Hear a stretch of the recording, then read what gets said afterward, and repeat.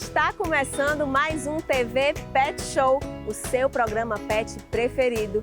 E para variar, estamos cheios de matérias sensacionais para você. Dá uma olhadinha no que a gente preparou. A doutora Steph Araújo fala sobre endocrinologia e metabologia na medicina veterinária. Temos a doutora Cíntia Bellino nos explicando sobre a tutela de animais silvestres. E um papo com a doutora Maiara Freitas e os protocolos de viagens para pets. Tem o repórter Fuinha e tem também Meu Pet é Lindo. Não sai daí, é daqui a pouquinho.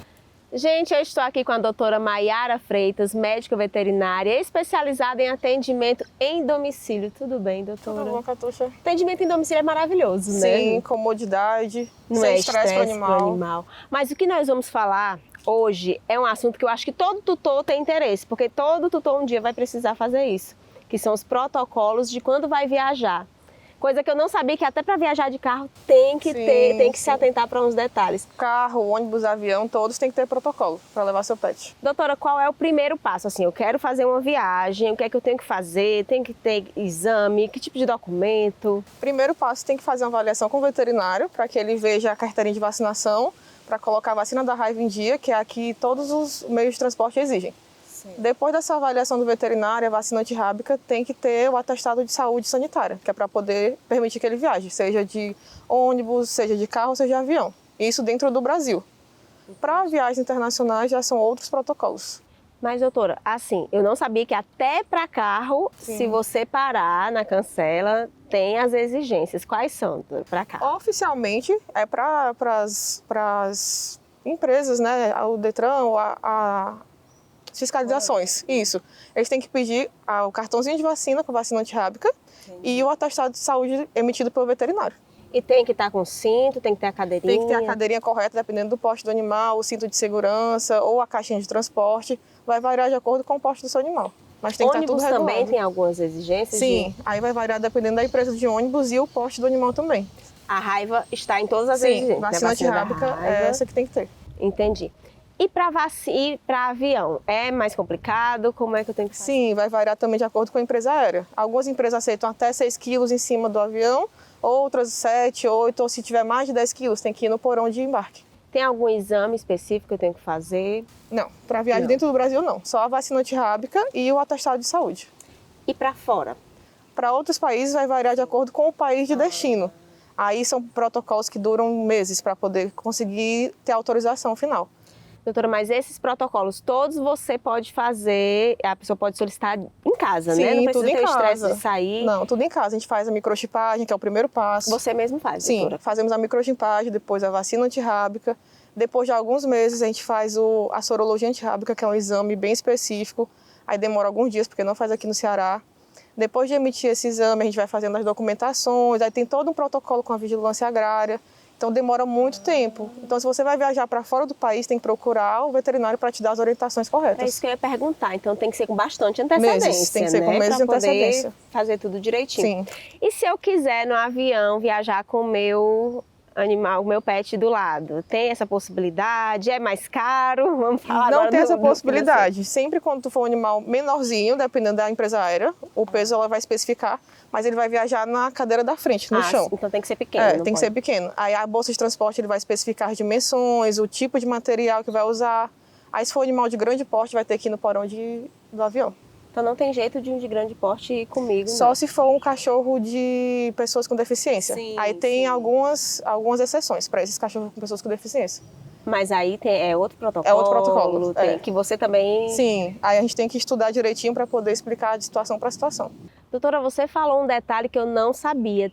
Eles precisam de microchip para viajar em todas as viagens? Não, só na internacional? Só na internacional que precisa do microchip. E esse microchip não é para rastrear o animal, é só uma forma de identificar, porque com o aparelho de leitura do microchip vai ter as informações dos tutores, o telefone, o nome do animal, a idade, e isso precisa para viagens internacionais. Caso se perca, Sim, né? caso se perca, tem tudo isso. Agora, tem mais um detalhe, que eu acho que é um detalhe bem importante. Eu tenho uma amiga que ela vai viajar agora para Portugal e vai levar um casal de gatos. Ela disse que está gastando muito, é verdade? Sim. Se gasta demais para essas viagens? Gasta bastante, porque os exames são bem caros. A bolsa de transporte também vai variar de acordo com a empresa. E as passagens também são caras, né? Então a pessoa tem que se preparar financeiramente e com relação ao tempo, para poder dar certo tudo. sempre antes de marcar a sua viagem, você tem que ver como é que tá os exames do seu pet. E essa questão da conexão, que você falou comigo antes, é o próprio passageiro que tem que ver se vai ter conexão Isso. ou não? O ideal é que o passageiro veja com a empresa, explique que vai levar um pet para que não tenha conexão. Porque vai ser muito estressante para o animal ficar trocando de avião, aí todas as documentações para repassar, então é melhor que seja um voo direto. Entendi. Agora eu tenho uma dúvida que me surgiu agora. O animal, quando vai na área de bagagem, né? Ele é sedado, doutora? Não pode ser sedado de forma alguma. Porque Tá com o sedativo, ele pode ter efeitos colaterais, uma parada cardíaca, alguma alteração que não vai ter um veterinário nem formas de prestar socorro para ele. Então ele vai sem sedativo nenhum. O que pode fazer? Se for um animal muito estressado, um animal muito medroso, o veterinário vai passar uma medicação natural, algum remédio homeopático para poder tranquilizar ele. A gente vai fazer formas de preparar ele para os barulhos, para os tremores. A gente treina o animal antes para poder ele se adaptar para a realidade que ele vai ter na viagem. Nossa, doutora, é muito detalhe. Muito. Muito obrigada por ter vindo aqui aceitar, obrigada pelo convite. Eu tenho certeza que se surgirem mais dúvidas, a doutora volta aqui para dizer para a gente. Muito obrigada. Antes, doutora, fala suas redes sociais para quem quiser acompanhar seu trabalho. Meu Instagram é Vet Maiara G Freitas. Lá vocês vão ver tudo sobre o meu atendimento domiciliar, todas as dúvidas. Se quiserem perguntar alguma coisa lá, pode me chamar. E atende Fortaleza e região metropolitana, Sim, Fortaleza e região metropolitana. Muito bom saber. Doutora, mais uma vez, muitíssimo obrigada. A minha pet dica é, se você vai levar o seu pet para viajar com você, procure um veterinário quanto antes para que ele possa te orientar para todos os protocolos de acordo com a viagem que vocês vão fazer.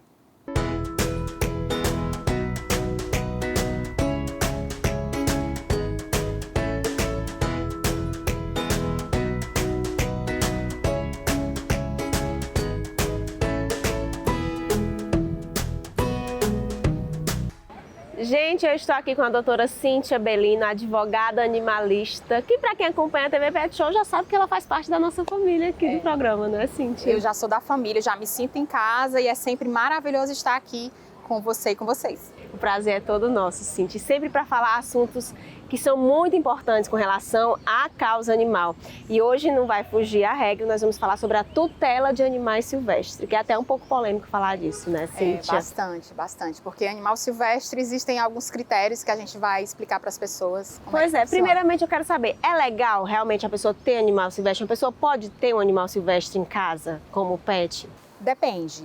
Essa posse, né, pode ser feita de forma legalizada. O que quer dizer isso? Você deve adquirir essa ave de um criadouro certificado, onde esse criadouro tem registro junto do IBAMA, esse animal vai receber uma anilha, ele vai ter uma numeração, aí sim você vai poder ter esse animal em casa. Ou seja, esse animal ele foi criado em cativeiro e ele está pronto para viver dentro de um lar e não na natureza. Nesse caso, você já tem que adquirir todo legalizado, né? Você tem que já exigir a documentação e tudo da pessoa que vai te vender, né? Isso, não só a anilha, não compra um animal que tenha só anilha. Às vezes as pessoas falsificam, os traficantes, eles falsificam anilhas e documentos também. Então existem alguns certificados onde eles são homologados pelos criadouros já certificados pelo IBAMA, que se eu não me engano são 3 aqui no Brasil. Entendi. Cíntia, eu já ouvi, eu acho que você já deve ter visto e eu também já vi casos de pessoas que... As pessoas mais antigas, elas costumavam, né, ter pássaros em gaiola, ter pássaros... E aí tem um vô, um tio que já era mais antigo e criava, faleceu e a pessoa, de certa forma, herdou esse animal e não sabe o que fazer. Ela tem como pedir a legalização desse animal ou não? Tem. Existe a possibilidade de você entrar na justiça para fazer a solicitação da tutela legalizada. Porém, hoje em dia está cada vez mais difícil conseguir, mesmo na justiça, essa tutela. Por quê? Porque hoje em dia existem biólogos conectados com zootecnistas, com médicos veterinários, e está acontecendo, inclusive, em Recife e em Fortaleza, que esses animais eles estão sendo ressocializados. Ou seja, eles são levados para um instituto, esse instituto trata desses animais para que eles voltem a comer, eles caçem a própria comida, eles não tenham mais contato com seres humanos, para que eles não sejam recapturados. E aí essas aves, após esse período ali de readaptação, eles são devolvidos para a natureza, para que eles possam se reproduzir novamente e viver aquilo que Deus os criou para ser. Entendi. Agora vamos aqui para mais um caso que me veio à cabeça. A pessoa recebe esse animal de alguém que já cria há muito tempo, ele não quer legalizar, ele quer de certa forma, ele não quer ter a tutela. Como é que ele vai agir? Porque ele pode ser preso, ele pode ser criminalizado, ele pode devolver, buscar um órgão. você pode ser preso, inclusive autuado em flagrante. É crime ambiental manter aves silvestres não certificadas, ou seja, não legalizadas na sua casa. Você está comprando um produto vítima de tráfico. Gente, tráfico de animais é o terceiro maior aqui no nosso país, só perde para drogas e armas. Então, assim, se você quiser ficar legalizado, pegue essa ave, com um advogado ou não, vá até a delegacia mais próximo da sua casa ou a DPMA, se existir na sua cidade, e faça a entrega voluntária desse animal. Ah, tem essa possibilidade. Isso. Aí, ao entregar esse animal de forma voluntária, você não vai estar incorrendo em crime. Você faz essa entrega voluntária, vai assinar um termo, e aí você, nesse termo, vai constar que está fazendo a entrega onde você não incorreu em crime. Agora, é muito importante que você faça isso o quanto antes. Ou entre na justiça para legalizar, ou faça a entrega voluntária. Porque se você for denunciado por um vizinho, por um parente, por um ex-namorado ou namorada com raiva de você, você pode sim responder por crime, por ter ali na sua casa um animal silvestre, você pode perder seu réu primário e sofrer todas as consequências da lei. Cíntia, você sabe que eu te sigo, né? Eu acompanho tudo. E uma vez você falou sobre a questão dos papagaios, né? E a maioria, eu acho que desses animais são papagaios, né? É, na maioria. Aqui na fauna brasileira existem diversas espécies de papagaio, são muitas mesmo. Existem papagaios que inclusive nem são aqui do Ceará. Existem papagaios da Amazônia, existe papagaio no Nordeste, então existem papagaios diferentes, são várias espécies. E, gente, essas aves, elas são aves que vivem até 90 anos, por isso que é comum que o seu avô tenha comprado, e aí ele tenha passado para o filho, e agora está com neto, e às vezes com bisneto. São aves que vivem muitos anos.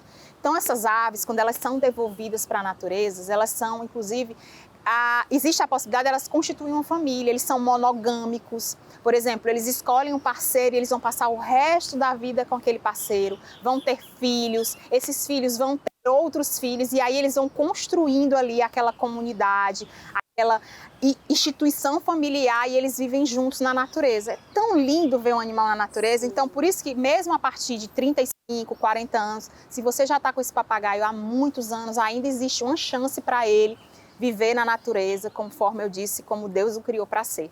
Então sempre há chance, mesmo ele com mais de 30 anos, ele ainda tem uns mesmo 40, com mais 50 de 40, anos. Lembrem-se, eles vivem até 90 anos, 70 anos. É certo que quando a gente cria, né, na nossa casa, a gente não dá uma alimentação correta, né? A gente já pegou casos de papagaios que comiam bolo, macarrão, feijão. Esse não é o alimento apropriado, mas lembrem-se que o Instituto de Reabilitação vai fazer esse animal voltar a ter ali a sua flora intestinal, a sua alimentação voltar a ser balanceada, ele vai aprender, inclusive, a procurar o próprio alimento e a nunca mais se aproximar de humanos. Isso vai ser ensinado para ele. Quando ele for devolvido, ele vai poder ali ter uma vida novamente do jeito que Deus criou. E os animais que não puderem ser ressocializados, os animais que já sofreram algum tipo de violência ou já estão velhos, também podem ser entregues e eles vão viver com outras aves iguais a eles. Existem aves, por exemplo, que tiveram as asas cortadas, né, tiveram os olhos perfurados. Esses animais também têm uma chance de viver com outros e encontrar um parceiro, por exemplo, no próprio cativeiro do Instituto. Né? A gente tem um caso que eu acompanhei de um papagaio que estava com a asa quebrada e o outro não tinha uma patinha. E esses papagaios se juntaram no próprio cativeiro e hoje eles constituíram uma família. Então sempre há tempo. Cíntia, olha, muito obrigada. Eu estou encantada realmente com essas possibilidades que você trouxe aqui para mostrar às pessoas. Infelizmente o tempo está acabando, por mim eu ficaria aqui a tarde toda conversando. Mas antes de encerrar, por favor, fala suas redes sociais para quem quiser acompanhar teu trabalho, que é incrível. É sempre um prazer estar aqui. Se você quiser saber mais sobre direitos dos animais, acompanha meu Instagram, @CínthiaBellino. Faz pergunta lá, sempre tem caixinha de pergunta, tem outros vídeos respondendo sobre direitos dos animais. Cíntia, mais uma vez, muito obrigada. Eu que agradeço. A Pet Dica de hoje é a responsabilidade dos tutores com seus animais de estimação. Cuidado ao sair para passear com seu animalzinho ou deixar o portão aberto. Você responde civil e criminalmente pelos atos cometidos pelo seu animal. Ou seja, os danos materiais ou as violências que ele possa causar a outras pessoas, a outros animais, podem ser responsabilizados, inclusive, na seara criminal. Então, cuidado com seu animalzinho e os atos que ele comete.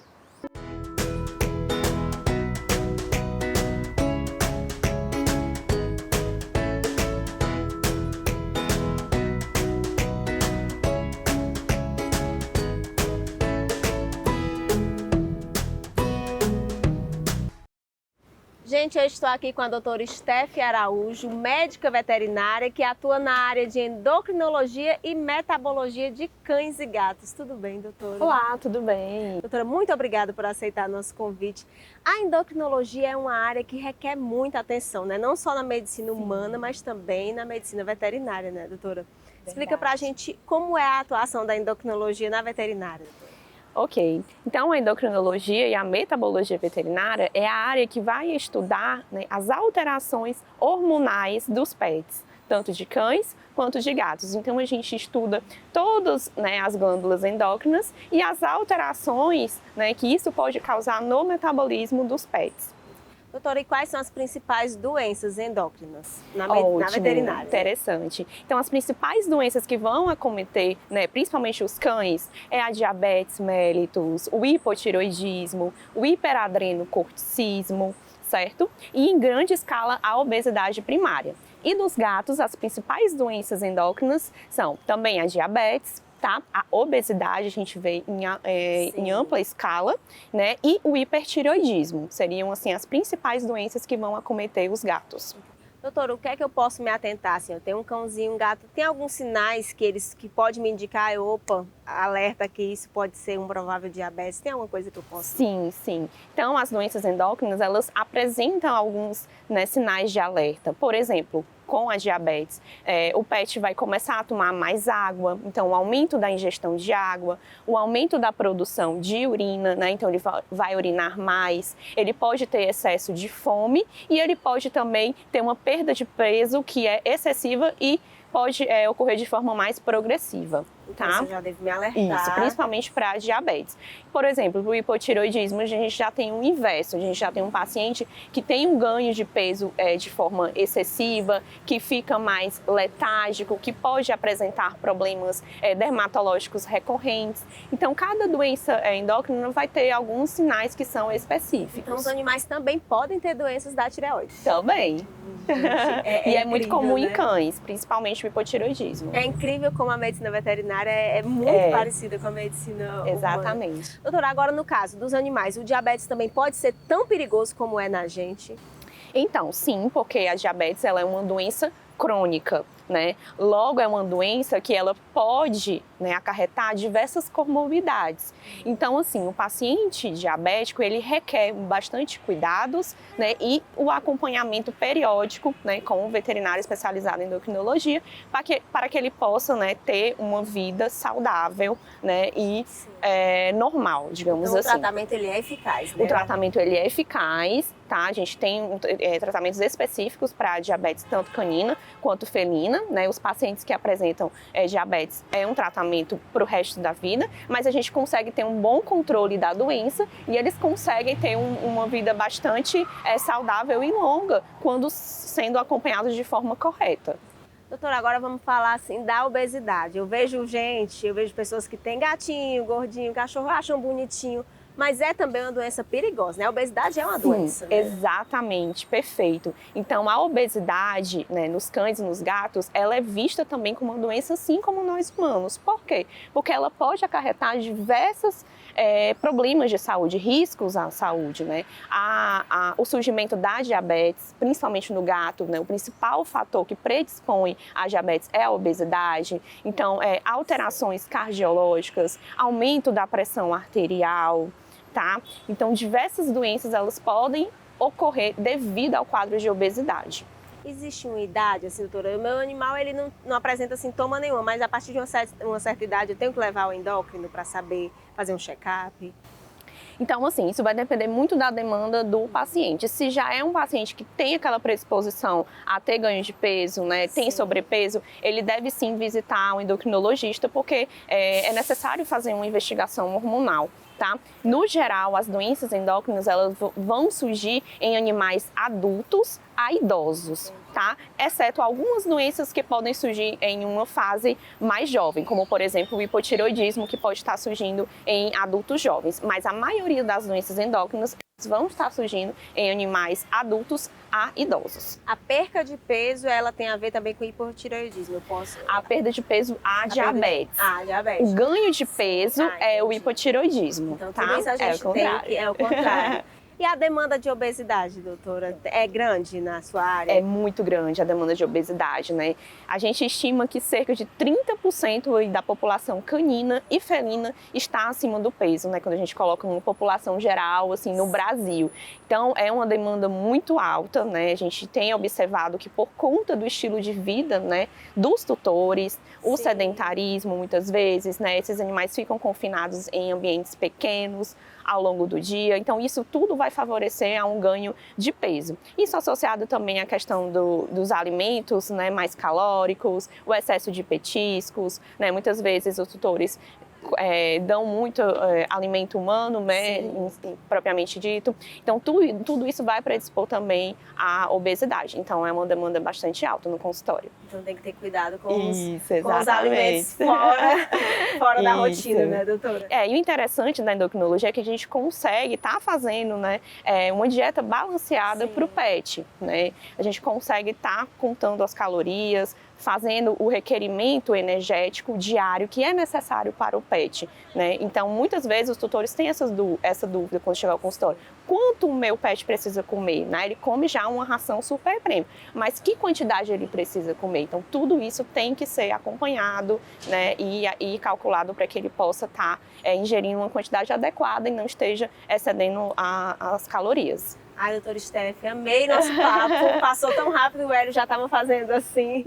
E eu tenho certeza, olha, se surgirem mais dúvidas, doutora, a senhora já deixa aqui o compromisso firmado de voltar e responder as nossas perfeito, dúvidas. Foi ótimo. Muito obrigada. Antes, fala suas redes sociais para quem quiser acompanhar seu trabalho. Ai, que ótimo. Então, se vocês quiserem acompanhar o meu trabalho, pode me seguir no @steph.endocrinopets. Lá eu trago bastante dicas acerca da endocrinologia veterinária, tá? E um pouquinho da minha rotina também.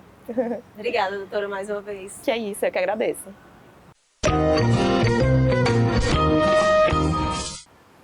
A minha pet dica é: uma vez que o seu animal for castrado, tome bastante atenção com a ingestão calórica, porque ele pode ganhar peso devido à diminuição do metabolismo.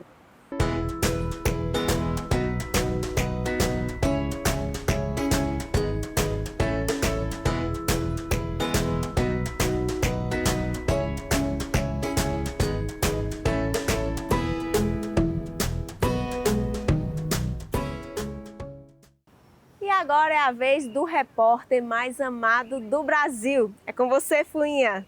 Nha, nha, nha, nha, nha.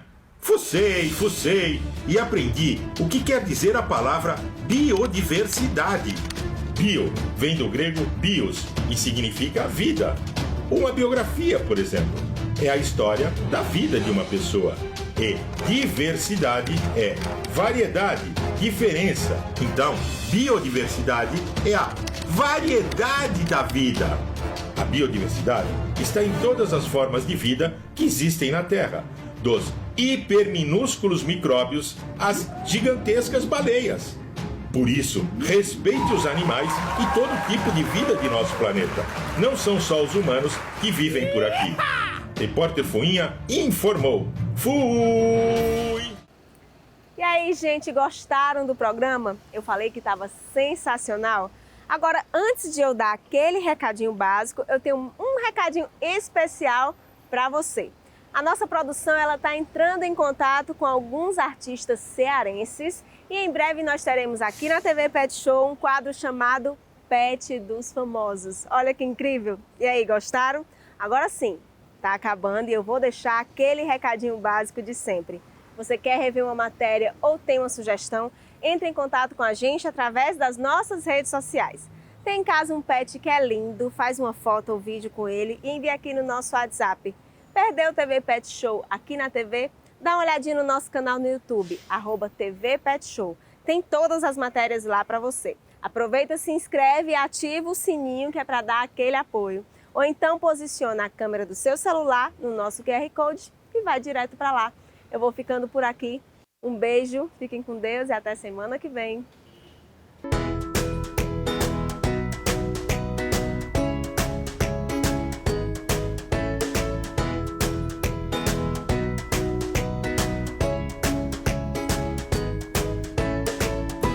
Au, au.